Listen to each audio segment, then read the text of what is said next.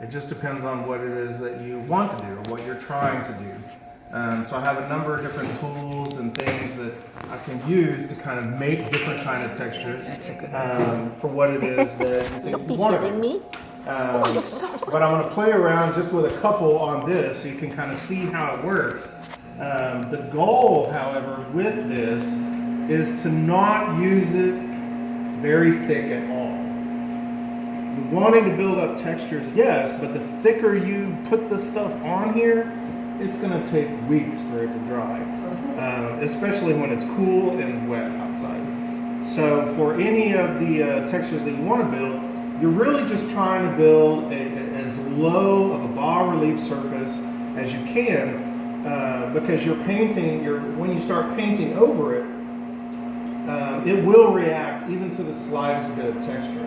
And if you've ever had to paint over a canvas that you've already painted on, then you kind of know what I mean, because that underpainting will always kind of come through, and it's kind of hard to not let the painting underneath the one you're trying to work on dictate what happens in the one you're trying to cover it up. Right? So sometimes the modeling paste can work that way. You just need a slight texture in some cases in order to pull out what it is you're trying to do in your work. So this stuff is really thick. Really thick. How fun is that? Yeah, it's fun. It's gooey, it's messy. Wear an apron or something. And it stays wet for a pretty good amount of time unless it's 110 degrees outside and really dry. Then I'm sure it would cure and dry a lot faster. But this is what it does, and it's really thick. So the viscosity, when you work with paint or when you work with anything liquid, is that when you hold this up, and how long of a strand will actually dangle from it. So if we did this with the paint that we're working on, it would probably just pour right off because it's very thin. But for different mediums and different pastes and whatever, this is a kind of a test on the viscosity to see just how thick it is. And if it holds up like a Dairy Queen Blizzard, then it's going to be pretty thick. Right? That's right. Related to So for any of this, I mean, you can apply it, directly on your canvas. And this is why I painted my canvas black, so you can actually see what it is that you're doing. And you can see just how thick it actually is. Now, if you did with the paint, because the paint is so thin, it would just kind of smear right across there. But this is about as thick as you need to go with the material. It's like plastering the wall, huh? And it's just like plastering the wall, exactly. Now it's going to be kind of a slick, kind of a latex finish. And you can mix colors straight with this if you want as well. To tint the texture. So if I wanted to put purple texture up here, I could put purple paint in it. But realize that when you add something to it, you're compromising the viscosity. So if you put liquid paint in this to tint it, it's not going to be this thick anymore. It's going to be thin and runny and whatever. So any of these knives or whatever can be used to kind of apply this on and manipulate it. Well, that first one already looks like a tree. That's why we use this kind of stuff. Because if you're doing tree textures and tree bark or whatever, then just kind of playing with this just a little bit, and just don't make it too thick. If it gets too thick, just kind of spread it out a little bit so that you can then kind of play with it and even smash into it and use the suction to kind of create textured patterns. Then you can do that as well. I've got this thing which will work really good with it. So I can smash this down like this if you're doing like leaves or veins of something, and then you can just pull that straight off. Wow, yes. Right? And then it makes a pretty cool texture. And if that's a little too much, if it looks too much like, just a typical suction, then very carefully I bet you could go right over this and kind of flatten down some of those peaks. Wow. And kind of make whatever kind of texture you The want. touch. Right? The touch. No heavy arms or hands. You draw straight. It's going to stay wet for a long time. And even with these scrapers, What is this stuff called? this is modeling paste. Oh, I didn't Spread know any all better. this stuff out. I would have used, what do you call that stuff? Hodgepodge. That little one down there. Mod Podge is similar to this because essentially this is a really thick liquid glue. And it's an acrylic brand. It's water based, so you can wash it out and everything with soap and water. But really, I mean, you can kind of do anything with it. Ooh, It's very fun to play with when you're working abstractly, which I use this stuff a lot. This is straight out of my studio, so I'm going to leave it here though, so you guys can play with it and kind of figure out Oh, watch out for that in the front. how it's going to work for you.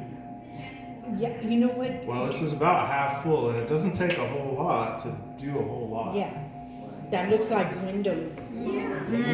It already looks like modern art. No wonder you Yes. can go with the flow. Now, and so another thing, if you plan ahead in your compositions enough, then you can apply the texture initially to your compositions, and Wow. then paint kind of straight over it. So if I'm going to do some kind of a tree, and I want to apply tree bark, then just applying this kind of texture, right, and make your trees round, right, like a birch tree. Don't just do straight across, so that you can give yourself a little bit of character and whatever on your tree. Kind of a semicircle. If you're looking down on the tree, the curve is going to be down. If you're looking up at a tree, the curve is going to be up. But you can do all kinds of stuff with this, and then even, oh, there's a branch that comes out this way.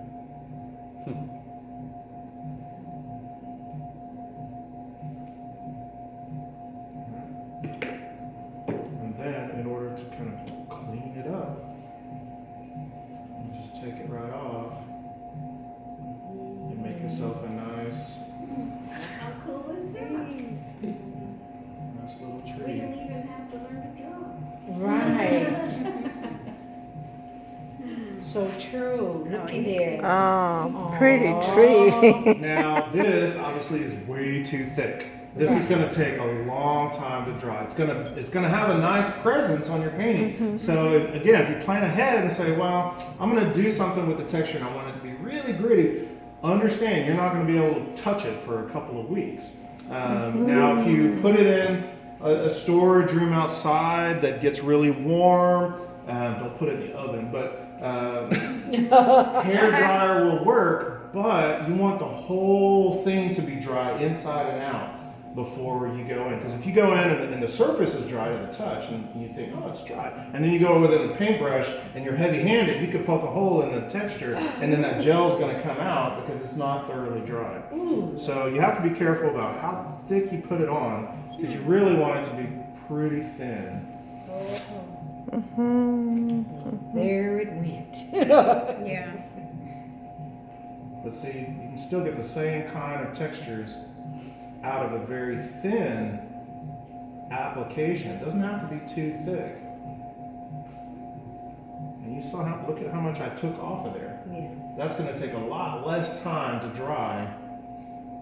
So I'm looking up at the tree at this point, so I'm going to curve it up a little bit. And then I get to eye level, and it's going to be flat, and then below eye level, it's going to be rounded like this. Mine has the bark going up and down. Right, for pecan trees and things like that, maybe the tree barks going vertically. And it's just a little knife. Bark is thick, aren't you? Well, all you need is just a little bit of texture because then Yeah. once this is dry, you can come in and play and paint straight into all these little textures. And as this dries, I'll show you a couple of other techniques once we start painting on top of it.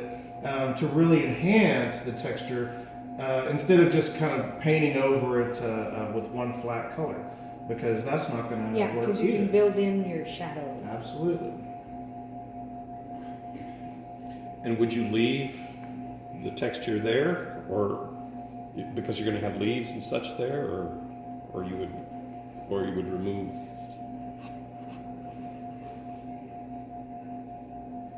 If you're going to have a leaf in front of the tree bark, No, I'm just saying you've got a little bit of texture here in the background here. Are you going to? oh, I can smooth this out just with a wet rag or a sponge or something, and just kind of smooth everything else out, And actually remove it. and remove it. Just kind of sponge it out of the picture.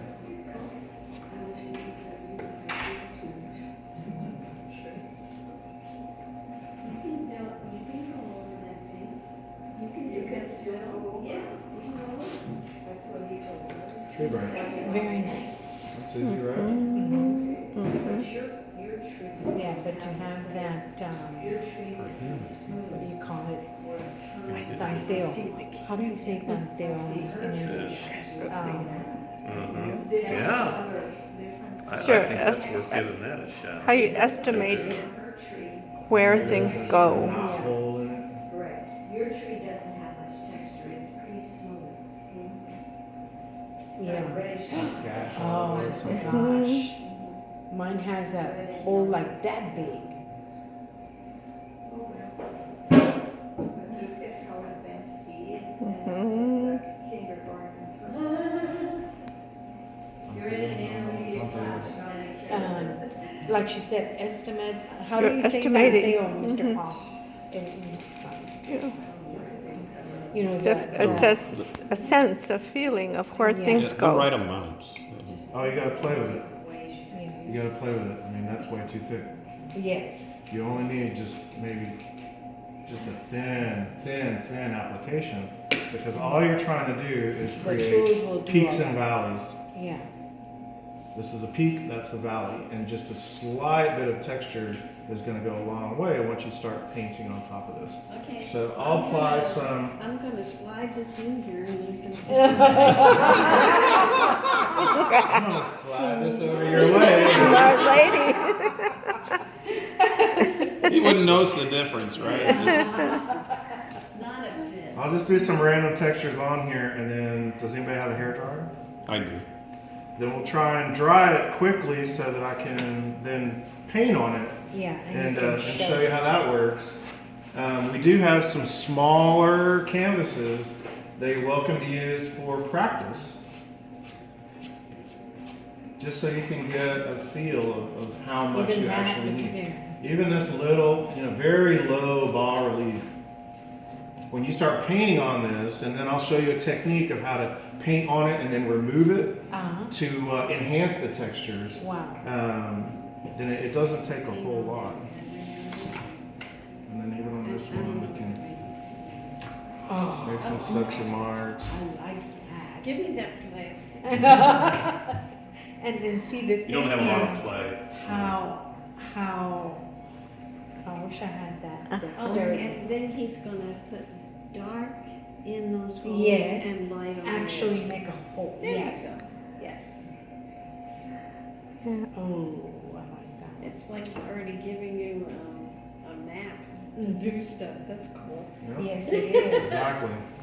Very nice. Now there's plenty of this, but it doesn't take a whole lot. And bring some out of the bucket and put it on your palette in small increments, because if it does start to dry, then it can get kind of lumpy, and then it's going to start forming a skin, just like any latex paint or whatever.